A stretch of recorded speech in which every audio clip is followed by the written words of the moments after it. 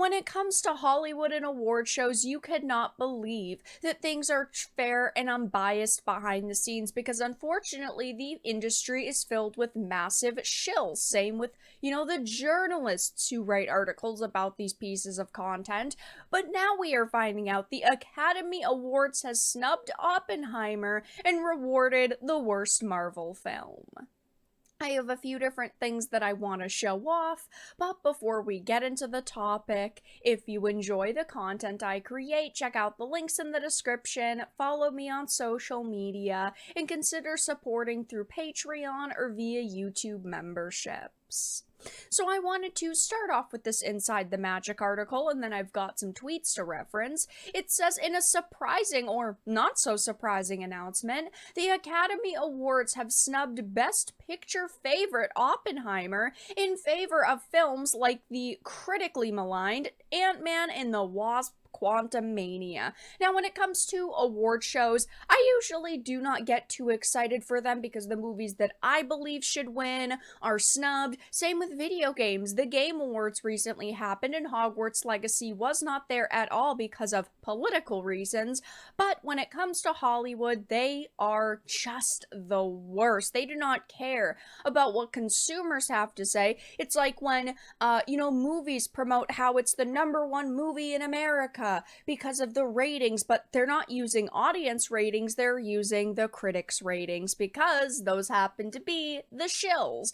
But now, movies like Oppenheimer that are very good and deserve lots of praise are being snubbed. Written and directed by Christopher Nolan, Oppenheimer is one of the best films of 2023. Not only did it gross nearly $1 billion right under that line, but it received critical acclaim with incredible performances by Cillian Murphy, Emily Blunt, Matt Damon, Florence Pugh, Robert Downey Jr. I mean, this was a star-studded cast, and it was a great film. It is a docudrama, so I understand maybe if those are not your thing.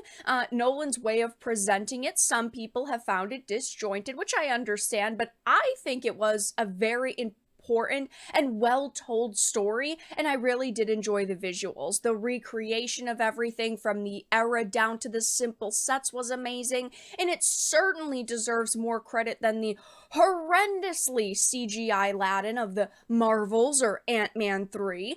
Look, I'm not saying that it was the flashiest movie, no pun intended, but it didn't have, alternate universes and cyberpunk effects, which I know are very popular, but some of the movies on this list, the special effects look like they're PlayStation 2 graphics. The cinematography and the way the shots were done in this movie, in Oppenheimer, were extremely solid. And I'm not sitting here saying that it should definitely win, but it certainly deserves to be nominated. And that is why I'm making this video, because it was not. Because movies like Ant-Man and the Wasp: Quantumania made the list, but Oppenheimer did it. I mean, these are the effects in Ant-Man and the Wasp: Quantumania, and you are sitting here telling me that this visually looks better than Oppenheimer?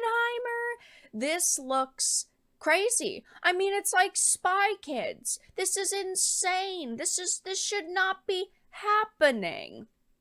George Lopez in Spy Kids, they did this 15 years ago, and kids hated it. Never mind doing it now. Of course, adults are gonna hate it. It says still, Ant-Man 3 is sitting here with a chance to win an Oscar for Best Visual Effects, and Oppenheimer is nowhere to be seen. And when you see the list, some of these do make sense, right? Things like Barbie. Even though I was not the biggest fan of the Barbie movie in totality, I do have to say the sets were very well done, everything looked on theme, and visually it was a pretty pleasing movie. Things like, Guardians of the Galaxy 3, I can understand that one making the list. It was very flashy, very big and bright and colorful.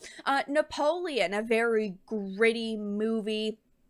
Fantastic visuals in my opinion, but then you get into the very questionable ones like the Marvels. The Marvels did not deserve to end up on this list. Honestly, the Marvels did not deserve to be nominated for anything this award season, yet it was. Same with Quantumania. Okay, this is the problem, is that Hollywood and the people who are, nominating these movies are completely out of touch with audiences. These are movies that should not be anywhere close to this list, and yet they are in the lists of finalists.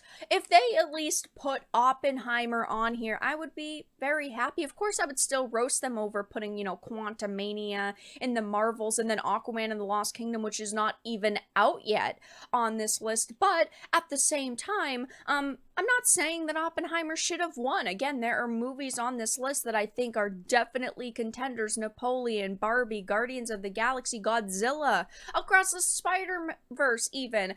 But these two films should not be in the lists of finalists, and Oppenheimer at least deserved a spot on this, and people are destroying Hollywood and the Oscars, saying things like, why is Ant-Man and the Wasp Quantumania on the list and we got this? I mean, this looks so abysmally awful. This looks like one of the worst shots I have seen in a movie ever, period. This is what I expect from a low-budget Nickelodeon movie. Quantumania, but not Oppenheimer, over, or nearly 4K likes. So Oppenheimer didn't make this for real. How? You guys don't understand what we want. The Academy right now, we do a little trolling. I truly feel like they have given up actually caring about good movies, and they're basically like, Disney wanted to pay for, 4 slots, we might as well give it to them. I mean, it is absurd that Oppenheimer didn't make this list at all, and it's just an insult to consumers who have spent their time and money watching these movies, throughout the year. And this is our list of finalists. Absolutely insane insult towards Oppenheimer and the team behind it. And again, maybe it shouldn't have won, but it at least should be on this list. And they are getting deservedly, absolutely roasted on the internet over this.